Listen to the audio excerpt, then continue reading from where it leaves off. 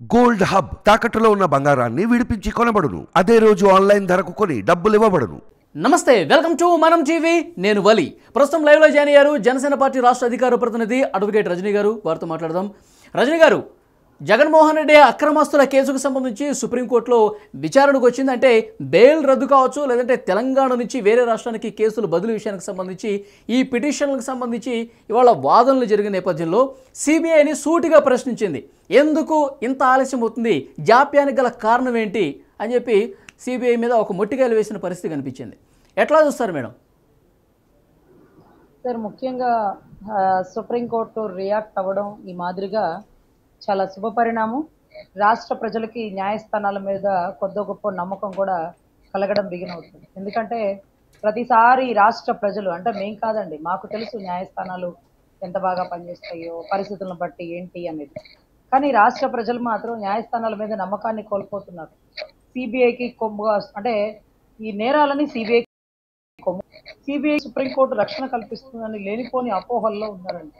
కానీ మా న్యాయస్థానాల సిద్ధాంతం ఏంటంటే 100 మంది నేరస్తులైనా తప్పించుకొని ఒక నిర్దోషికి శిక్ష పడకూడదు అనే ఒక స్టాండ్. ఈరోజు నిర్దోషికి శిక్ష పడకూడదు అనేది ఎంత స్టాండో, దోషులు తప్పించుకోకూడదు సార్ అనేది మా స్టాండ్. ఈరోజు రఘురామకృష్ణరాజు గారు వేసిన కేసు ఇప్పటికిప్పుడు కాదండి, అది ఎప్పుడుదోది. ఆ ఎప్పుడుదో కేసుది చాలా సార్లు కొట్టేశారు, తర్వాత కేసు తీసుకున్నారు. ఇప్పుడు సుప్రీంకోర్టు సిబిఐకి మొట్టికాయలు వేస్తుంది.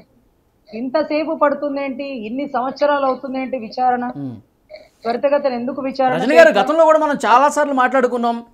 సిబిఐ ఎందుకు లేట్ చేస్తుందని సుప్రీంకోర్టు ప్రశ్నించడం, మళ్ళీ కౌంటర్ దాఖలు చేస్తుంది సిబిఐ, రాజకీయ కారణాల వల్ల లేట్ అవుతుందని చెప్పి ఈ వాదనలు జరుగుతూనే ఉన్నాయి. దీనికి అసలు ఎండ్ కార్డ్ పడేది ఎప్పుడు, ఒక కొలిక్కి వచ్చేది ఎప్పుడు, చాలా మందిలో ఉన్న ప్రశ్న ఇది. సార్, రాజకీయ కారణాల వల్ల సుప్రీంకోర్టులో కేసు లేట్ అవుతుంది అంటే ఎమ్మెల్యేలు, ఎంపీలు, మినిస్టర్లు, సీఎంఓ ఫోన్ చేసి జడ్జి గారిని కేసు లేటుగా వేయమంటున్నాడా? సో పిటిషన్ సంబంధిత విషయం ఏం జరుగుతుంది అంటే ఒకటేనండి, ఈరోజు నిజం నిలకడ మీద తెలుస్తుంది. మా న్యాయస్థానాల్లో సమయం ఖచ్చితంగా ఇలాగే ఉంటుందని అందరికీ తెలుసు. దానికి ఒక రాజకీయ కుట్రకోణం అండి. ఈరోజు రఘురామకృష్ణరాజు గారు వేసిన కేసు విచారణ ఎందుకు చేయలేకపోతున్నారు? 4 వారాల్లో విచారణ చేసి ఆ బెయిల్ క్యాన్సిల్ చేయాలా, ఉంచాలా, తేల్చేయండి అన్నారు. క్యాన్సిల్ చేయమని అడుగుతున్నాడు, దాని మీద విచారణ చేయమంటున్నారు. ఎందుకు క్యాన్సిల్ చేయాలో సంబంధిత ఆధారాలన్నీ ప్రొడ్యూస్ చేసిన రఘురామకృష్ణరాజు ఏం ప్రొడ్యూస్ చేసి ఉంటాడు? సిబిఐకి సంబంధించి రామ్ సింగ్ గారి మీద కేసులు వేసిన ప్రబుద్ధులు వీళ్ళు. ఆయన్నే కోర్టు చుట్టూ తిప్పించి యాంటిసిపేటరీ బెయిల్ తెప్పించుకున్న దౌర్భాగ్య పరిస్థితి రాష్ట్రంలో. ఈరోజు రాష్ట్రంలో సిఐడి పనిచేసినట్లుగా సిబిఐ పనిచేయట్లేదు. చూడండి, ఒక ఫేస్బుక్లో పోస్ట్ పెడితే అర్ధరాత్రులు గోడలు దూకే సిఐడిని మేము చూసాం. మరి సిబిఐ మాత్రం చూడండి, విశ్వభారతి హాస్పిటల్ లోపలికి వెళ్ళి ఒక్క పిటిషన్ కాపీ, ఒక నోటీస్ ఇవ్వలేకపోయింది. సో ఇటువంటి పరిస్థితుల్లో సిబిఐ ప్రధానమా, సిఐడి ప్రధానమా అంటే గవర్నమెంట్ అండర్ కంట్రోల్లో పనిచేస్తున్న సిఐడినే ప్రాముఖ్యత ఘటించింది. మరి సిబిఐ ఏం చేస్తుంది? చెంచాగిరి చేస్తుందా? ఇప్పటి వరకు ఎందుకు అరెస్ట్ చేయలేదు? 10 సంవత్సరాలు బెయిల్ని పొడిగించడం ఏంటి? న్యాయశాస్త్రం చదువుకున్న మాకే అర్థం కావట్లేదే సార్. బెయిల్ ఇన్ని రోజులు ఉండదు, మీరు జాగ్రత్తగా ఉండాలని మిగతా వాళ్ళకి చెప్పే మేము ఈరోజు 10 సంవత్సరాల నుంచి కేసు నడుస్తుంది అంటే ఈరోజు మాకే ఆశ్చర్యం అవుతుంది. మిగతా వాళ్ళకి ఏం సమాధానం చెప్పాలో అర్థం కాని పరిస్థితి. మేడం, గతంలో కూడా మనం మాట్లాడుకున్నాము. రాజకీయ కారణాలు అంటే ఆయన ఒక ముఖ్యమంత్రిగా ఉన్నారు ఒకటి, రెండోది ఆయన రెగ్యులర్గా ఆయన ప్రజలకు దగ్గరగా ఉంటూ అనేక కార్యక్రమాల్లో పార్టిసిపేట్ చేయాలి. కాబట్టి ఇట్లా నేను విచారణకు హాజరు కావాలని చెప్పి కొన్ని వందల సార్లు, ఐ థింక్ 3000కు పైగా సార్లు అనుకుంటా, ఆయన మినహాయింపు కోరారు. సో అట్లాగే లేటుగా నడుస్తూ ఉన్న పరిస్థితి ఉంది. ఇప్పుడు 4 వారాల్లో అఫిడవిట్ అయ్యండి అని చెప్పి సిబిఐని ఆదేశించడం కావచ్చు, ఆగస్టు 5 తర్వాత రెగ్యులర్గా దీని మీద వాదనలు వింటామని చెప్పడం కావచ్చు. ఎట్లా ఉండబోతుంది ఈ కేసులో భవిష్యత్తు? సార్, ముఖ్యంగా ఈరోజు సుప్రీంకోర్టు 4 వారాల్లో ఖచ్చితమైన సమాధానం చెప్పాలి, విచారణ చెయ్యాలా. మీరు అన్నట్టుగా అక్టోబర్ 5కి, ఆగస్ట్ 5 మేడం, సారీ ఆగస్ట్ 5కి రాజెవరో రెడ్డెవరో రాష్ట్రానికి తెలిసిపోతుందండి. రాబో ఎలక్షన్స్లో గట్టి సమాధానమే జరుగుతుంది. అసలు ఇప్పుడు 4 వారాల్లో అని ఎందుకు ఇంత హడావుడి చేశారు? 5.5 సంవత్సరాలు నడుస్తున్న కేసు అంటే, ఈ 5 సంవత్సరాల్లో నేను ముఖ్యమంత్రిని, బటన్ నొక్కాలి, నాకు బిజీగా ఉంది, నాకు కుదరట్లేదు అన్న గౌరవ ముఖ్యమంత్రి ఈరోజు ఆపద్ధర్మకు ముఖ్యమంత్రి, టెంపరరీ అన్నమాట. ఈరోజు బటన్ నొక్కే పని లేదు, వాలంటీర్లు ఇంటికి వెళ్ళి పెన్షన్ ఇచ్చే అవకాశం లేదు. సో ఇటువంటి పరిస్థితుల్లో రాష్ట్ర ప్రజలు ముఖ్యంగా న్యాయస్థానాల మీద నమ్మకాలు కలిగి ఉండాలి అంటే ఇక ఆఖరి ఘట్టం అనేది పాత్ర కీలకం వచ్చేసింది. ఇప్పుడు కూడా అరెస్టు చేయడానికి ఆలోచిస్తే కల్వకుట్ల కవిత గారు వెళ్ళిన తిహార్ జైల్లో, కేజ్రీవాల్ గారు వెళ్ళినటువంటి తిహార్ జైల్లో, మనీష్ సిసోడియా గారు వెళ్ళొచ్చిన తిహార్ జైల్లో, ఇక గౌరవ జగన్మోహన్ రెడ్డి గారికి చిట్ట చివరిలో చేర్చుకుంటారండి. ఎంత అవమానం మా రాష్ట్రానికి. మా ముఖ్యమంత్రి అంటే అంత తేలిగ్గా కనపడుతున్నాడా? అరే ఢిల్లీలో ముఖ్యమంత్రి ముందే తీసుకెళ్లారు, ఇటు చూస్తేనేమో కవిత గారిని తీసుకెళ్లారు. మరి మా నాయకుడిని తీసుకెళ్లరా అండి? ఇదేనా మీరు మాకు ఇచ్చే విలువ గౌరవం? మా నాయకుడు ఏమన్నా తక్కువ కేసులా? 30 పైచులు కేసులు, 14 ఛార్జ్ షీట్లు, ఏమి అంత తేలిగ్గా కనపడి మా నాయకుడిని మీరు అవమానించడం నిజంగా మాకు చాలా బాధాకరం అండి. 151 భారీ సీట్లు, ఏది చేసినా రిచ్గా ఉండాలి, కొడితే కుంభస్థలాన్ని కొడతాలో, పోతే తిహార్ జైలుకే పోవాలా, వేస్తే ఉరే వేయాలా అనే సిద్ధాంతాలతో మా మా వేర్లేండి మా నాయకుడివి. కానీ మేమేదో రాజమండ్రి సెంట్రల్ జైల్ స్నేహ బ్లాక్ బులుక్ కలర్ అనుకున్నాం, కానీ తిహార్ జైలు, ప్రగతి భవన్లో స్కాములు అంటూ, ఫోన్ ట్యాపింగ్ లో కేటీఆర్ గారి పాత్ర అంటూ, లిక్కర్ స్కామ్ లో కల్వకుట్ల కవిత గారి పరిస్థితి. అక్కడ అడుగుతారు ఇలాంటి వాళ్ళు, తిహార్ జైల్లో మంచి భోజనం ఉంటుందా, ఫెసిలిటీస్ ఉంటుందా? శతకోట్ల లింగాల్లో బోర్డు లింగం అండి, శతకోట్ల లింగాల్లో బోర్డు లింగాలు ఇల్లు. వీళ్ళు ఎవరు? ఆ తిహార్ జైల్లో వాళ్ళకి ఏం తెలుస్తుందండి?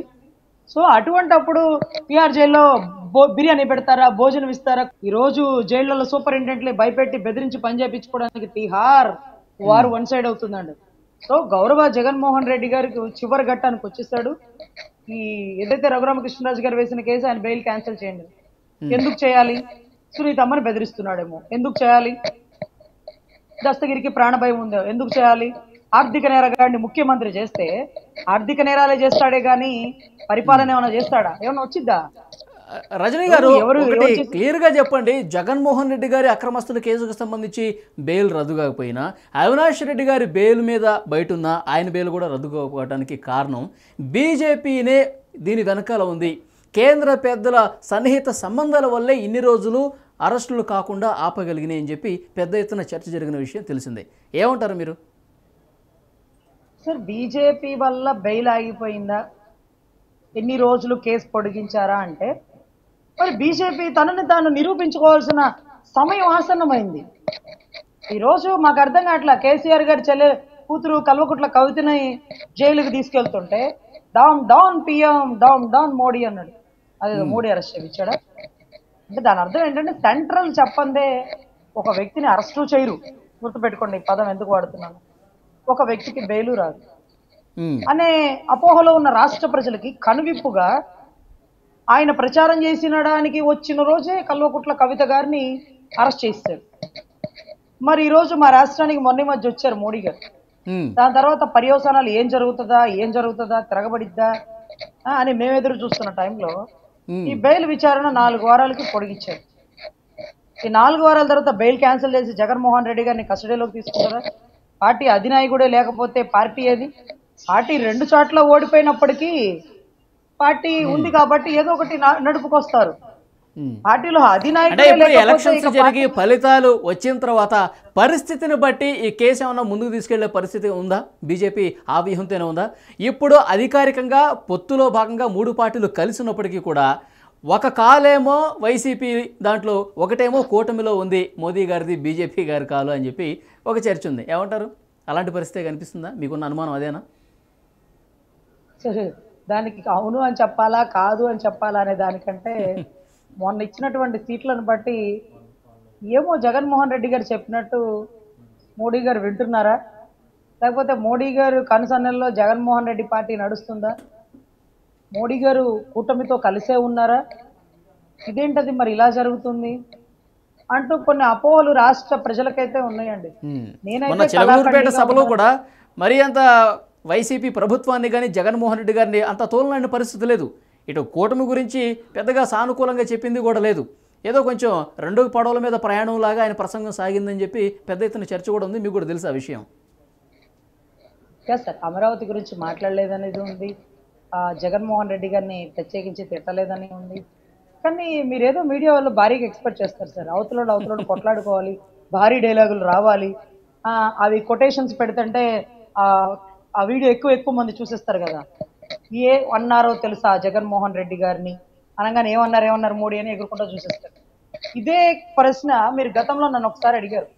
కేసీఆర్ గారు ఎలక్షన్స్ జరుగుతున్న మూమెంట్లో పవన్ కళ్యాణ్ గారు, నరేంద్ర మోడీ గారు ఒకే స్టేజ్ మీద ఉన్నప్పుడు మీరు అడిగారు, మోడీ గారిని కేసీఆర్ గారిని విమర్శించలేదు ఎందుకు మీ పవన్ కళ్యాణ్ గారిని?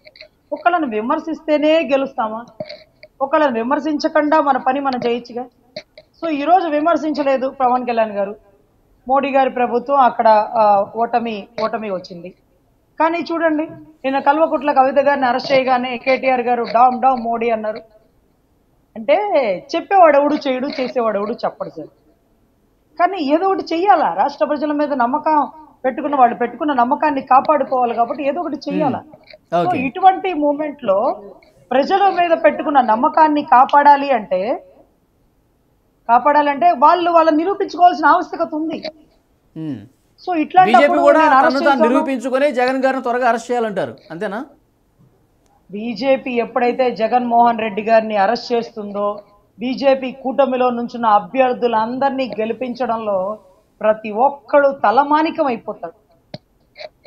ఈరోజు టీడీపీ జనసేన కలవగానే రాష్ట్ర ప్రజలు స్వాగతించారు కాదండి, రాష్ట్ర ప్రజలు కావాలనుకున్న కలయిక ఇది, వాళ్ళు ఆశించిన కలయిక. అధినాయకులు ఇద్దరు కలవాలి అని అమరావతి ఆడబిడ్డలు ఆశించారు, రాష్ట్ర ప్రజలు ఆశించారు.